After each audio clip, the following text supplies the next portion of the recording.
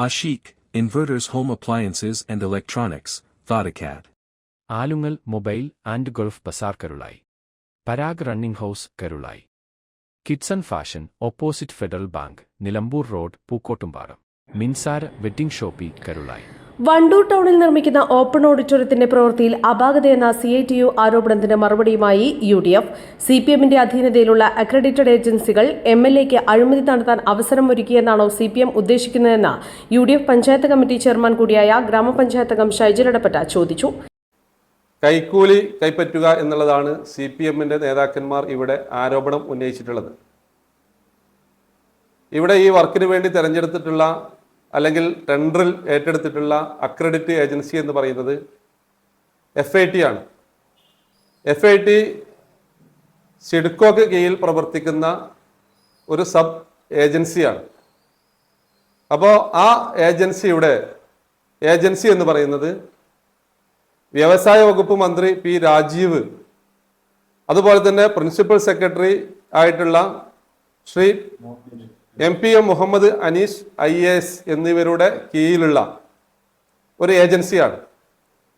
അതിൻ്റെ ചെയർമാൻ എന്ന് പറയുന്നത് എറണാകുളം ജില്ലാ CPMന്റെ നേതാവ് CP മുരളിയാണ്.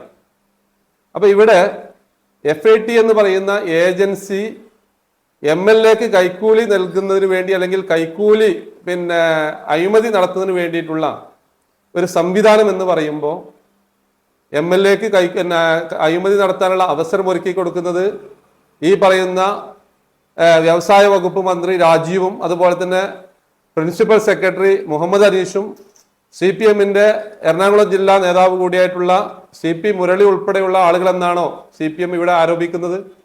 ഇവരാണോ MLAക്ക് അഴിമതി നടത്താൻ വേണ്ടിയിട്ടുള്ള അവസരം ഒരുക്കി കൊടുക്കുന്നത്? പ്രവൃത്തിയിൽ അപാകതയും അഴിമതിയും ആരോപിച്ച് CITU രംഗത്തെത്തിയതിന് പിന്നാലെയാണ് UDF നേതാക്കൾ വാർത്താസമ്മേളനം വിളിച്ച് മറുപടി നൽകിയത്. MLA നിയോജക മണ്ഡലത്തിൽ ഏത് വികസനം കൊണ്ടുവന്നാലും അഴിമതി ആരോപിക്കുന്നത് CPMന്റെ പതിവ് രീതിയാണെന്ന് കോൺഗ്രസ് മണ്ഡലം പ്രസിഡന്റ് PT ജബീബ് സുക്കീറും ആരോപിച്ചു. ഇവിടെ വികസന പ്രവർത്തനത്തിന് ഫണ്ട് വെക്കാന്നില്ലാണ് ഒരു ജനപ്രതിനിധിന്റെ ഏറ്റവും പ്രധാനപ്പെട്ട കാര്യം.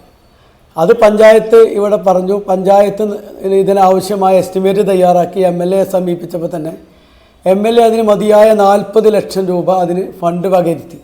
MLAൻ്റെ ഇത് അതോടുകൂടി കഴിഞ്ഞു, ഫണ്ട് വകയിരുത്തിയോടുകൂടി കഴിഞ്ഞു.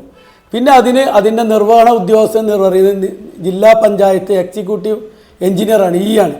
അദ്ദേഹം അതിൻ്റെ ഇംപ്ലിമെൻറ്റിംഗ് ഓഫീസർ എന്നുള്ള നിലക്ക് ഇവിടെ സൂചിപ്പിക്കപ്പെട്ടതുപോലെ ഒരു പ്രത്യേക അക്രഡിറ്റഡ് ഏജൻസിക്ക് അത് ടെൻഡർ കൊടുത്ത് ആ ടെൻഡറിൻ്റെ അടിസ്ഥാനത്തിൽ അവർ ഏറ്റവും കുറഞ്ഞ ഇത് കൂടിയ ആളുകൾക്കാണ് ഈ വർക്ക് കിട്ടിയിട്ടുള്ളത്. പിന്നെ ഈ പറഞ്ഞ ആളുകളൊക്കെ LDF സർക്കാർ നോമിനേറ്റ് ചെയ്തിട്ടുള്ള ഏജൻസികളാണ്.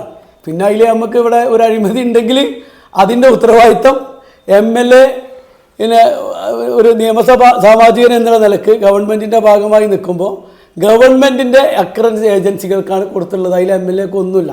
MLAക്ക് ചെയ്യാൻ കഴിയുക ഫണ്ട് വെക്കുക എന്നുള്ളതാണ്. Congress block committee president TP Gopalakrishnan, P. Unnikrishnan എന്നിവരും വാർത്താസമ്മേളനത്തിൽ പങ്കെടുത്തു. KL 71 news, Wandoor.